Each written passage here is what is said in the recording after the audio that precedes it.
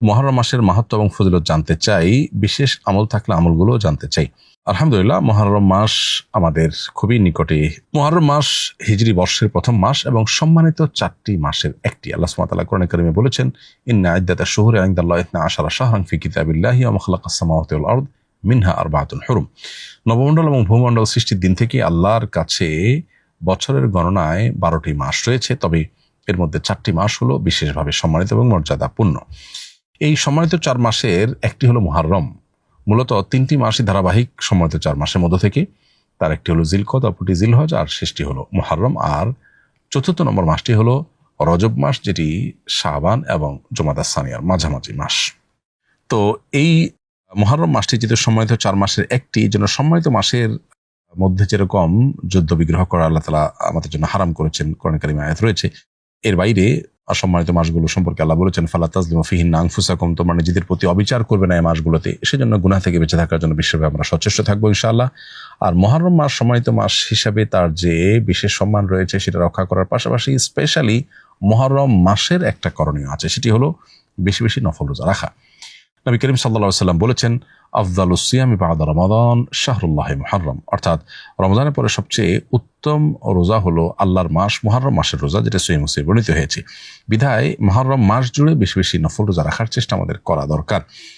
আর মুহররম মাসের 10 তারিখ, যেটাকে আশুরা বলা হয়, সেটাকে কেন্দ্র করে আশুরার দিন এবং তার আগে অথবা পরে আরেকটা দিন যোগ করে মোট 2টি দিন রোজা রাখার বিশেষ ফজিলত রয়েছে। এর মাধ্যমে আল্লাহ রাব্বুল আলামিন 1 বছর পূর্বের গুনাহ আমাদেরকে মাফ করে দিবেন। অতএব মুহররম মাস উপলক্ষে আমরা আশুরার রোজা আর পুরো মাস জুড়ে বিশেষ রোজা এবং সম্মানিত মাস হিসাবে যে সম্মান প্রদর্শন সেটি আমরা করবো ইনশাআল্লাহ তাআলা। অনেক মসজিদে দেখা যায় দামি টাইলস লাগানোর কারণে সেজদাতে গেলে নিজের ছবি দেখা যায়, এতে কি নামাজের কোনো ক্ষতি হবে?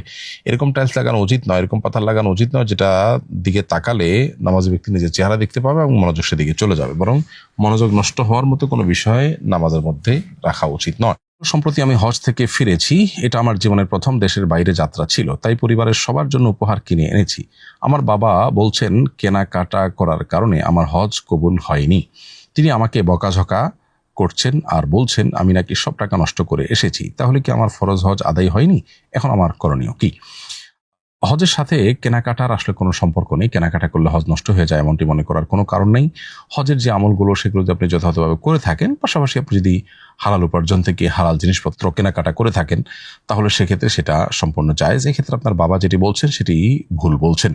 অতএব আপনি কেনাকাটার কারণে হজ নষ্ট হয়ে গেছে এমনটি মনে করার কোনো কারণ নাই। কিন্তু অনেকেই আছেন যে কেনাকাটাকেই প্রায়োরিটি দেন এবং আমল ইবাদতের প্রতি কোনো খোঁজখবর নেই, তাদের শপিংটাই মূল হয়। সেটা যদি হয় তাহলে সেক্ষেত্রে সেটা আল্লাহর কাছে মাবরুর হজ বা ভালো হজ হিসাবে পরিগণিত হওয়াটা কঠিন। আমি আগামী বছর হজে যাবো ইনশাআল্লাহ। শুনেছি আপনি এবছর হজ করে এসেছেন, আপনার হজের অভিজ্ঞতার আলোকে আমাকে পরামর্শ দিবেন যাতে আমি যথাযথভাবে প্রস্তুতি নিতে পারি। প্রিয় দর্শক, আপনার প্রতি আমার পরামর্শ থাকবে হজের আগে যথেষ্ট প্রশিক্ষণ গ্রহণ করবেন। আসুন্নাহ ফাউন্ডেশন থেকে আমরা হজ প্রশিক্ষণ দিয়ে থাকি প্রতি বছর 3-4টি বা কোনো কোনো সময় 5টি ধাপেও আমরা প্রশিক্ষণ দিয়ে থাকি।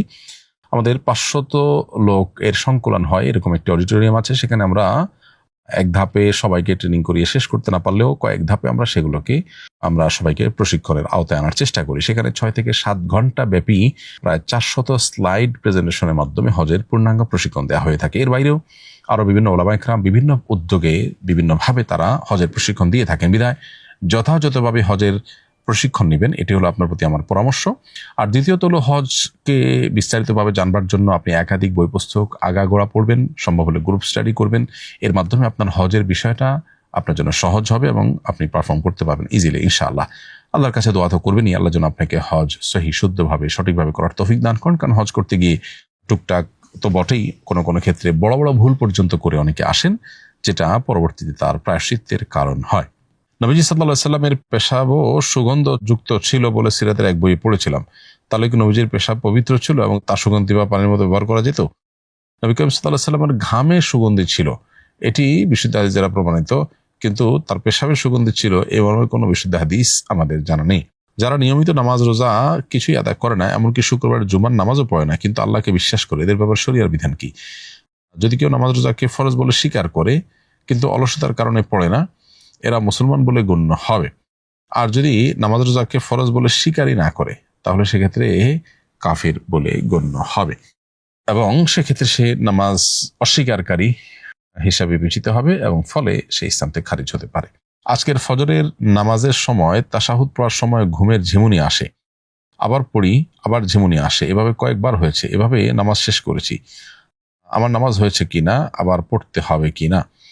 উত্তর হলো যে এমন ঝিমুনির ফলে নামাজ নষ্ট হবে না, এবং যদি নামাজের রক্ষণ এবং ওয়াজিব আমলগুলো সম্পাদন করে তাহলে সেক্ষেত্রে নামাজ হয়ে যাবে। এবং যে ঝিমুনির ফলে আপনি বসা থেকে পড়ে যাননি বা হেলান দিয়ে ঝিমননি, সেই ঝিমনি এটা ওযু ভঙ্গের কোনো কারণ নয়। ফলে আপনি ফরজ এবং ওয়াজিবগুলো ঠিকঠাক মতো আদায় করেছেন কিনা সেটা হলো দেখার বিষয়। নামাজের জন্য যদি সেগুলোই ঠিক মতো আদায় করতে না পারেন তাহলে সেক্ষেত্রে ভিন্ন কথা। আর যদি সেগুলো আদায় করে থাকেন তাহলে আপনার নামাজ বিশুদ্ধ হয়ে গেছে। আমাদের মরদেহ বহনের জন্য একটি কাঠের খাটিয়া ছিল। এটি আগে জানাজা ও দাফনের কাজে ব্যবহার হতো, এখন এটি দুর্বল ও অচল হয়ে গেছে। কেউ কেউ বলছেন পুড়িয়ে ফেলতে, আবার কেউ বলছেন জ্বালানি হিসাবে বিক্রি করে দিতে। আসলে কি করা উচিত, সঠিক নির্দেশনা দিবেন। জ্বালানি হিসাবে যদি এটাকে বিক্রি করে দেন তাতে কোনো অসুবিধা নেই। আর যদি বিক্রি করে দেওয়া হয়, এটা ব্যবহার উপযোগী থাকে, কেউ যদি ব্যবহার করতে পারে, তাহলে বিক্রির টাকা দিয়ে আবার একটা খাট বা জাতীয় কাজ করা হলো, সেক্ষেত্রে কোনো অসুবিধা নেই। তবে ব্যবহার অনুপযোগী হয়ে গেলে সেটা তার বিক্রি করার কোনো বিশেষ লাভ নাই, পুড়িয়ে ফেলতে পারেন বা জ্বালানি হিসাবে ব্যবহার করতে পারেন কিংবা বিক্রি করতে পারেন। আমার শ্বশুর বয়োবৃদ্ধ, নামাজের জায়নামাজের অনিচ্ছায় পেশাব করে দিয়েছেন। জায়নামাজটা অনেক মোটা, নিংড়ানো সম্ভব নয়, এটাকে পবিত্র করার পদ্ধতি কি? আর জায়নামাজকে অপবিত্র করে ফেললে নাকি এর বিনিময়ে সাদেকা করতে হয়? এই কয় টাকা সাদেকা করতে হবে? আর শেষেরটা দিয়ে শুরু করি। জায়নামাজকে অপবিত্র করে ফেললে সাদকা করতে হয়, এরকম কোনো কথা কোরআন বা হাদিসে কোথাও বর্ণিত হয়নি। কোনো ফিকহ ফাতোয়ার কিতাবে এরকম কোনো মাসআলা আমাদের চোখে পড়েনি। ফলে আমরা বলতে পারি যে জায়নামাজ যদি কোনো কারণে অপবিত্র হয়ে যায় তাহলে করণীয় হলো সেটাকে পবিত্র করা, এর বাইরে কোনো বিশেষ করণীয় নেই। এখন পবিত্র কিভাবে করবেন? উত্তর হলো যে জায়নামাজ যদি অনেক মোটা হয়, এটাকে ধুয়ে নিংড়ানো সম্ভব না হয়, তাহলে সেক্ষেত্রে এটার উপরে পানি ঢেলে দিয়ে এটাকে ঝুলিয়ে রাখবেন। পানি ঝরা বন্ধ হয়ে গেছে, আবার এটাকে পানিতে ঝুলাবেন, আবার পানিতে ধোবেন, ধুয়ে আবার এটাকে লটকাবেন, ঝুলাবেন। এভাবে 3 বার করলে ইনশাআল্লাহ সেটি পাক হয়ে যাবে। এছাড়া পানি ব্যাপক পরিমাণে ঢাললেন এবং ডললেন, তাতে যদি প্রবল ধারণা হয় যে নাপাক যেটা ছিল এর আলামত চিহ্ন কিছু আর নেই, পানি সে ধুয়ে চলে গেছে, তাহলে তাতেও পাক হয়ে যাবে। আস-সুন্নাহ ফাউন্ডেশন, উম্মার স্বার্থে সুন্নাহর সাথে।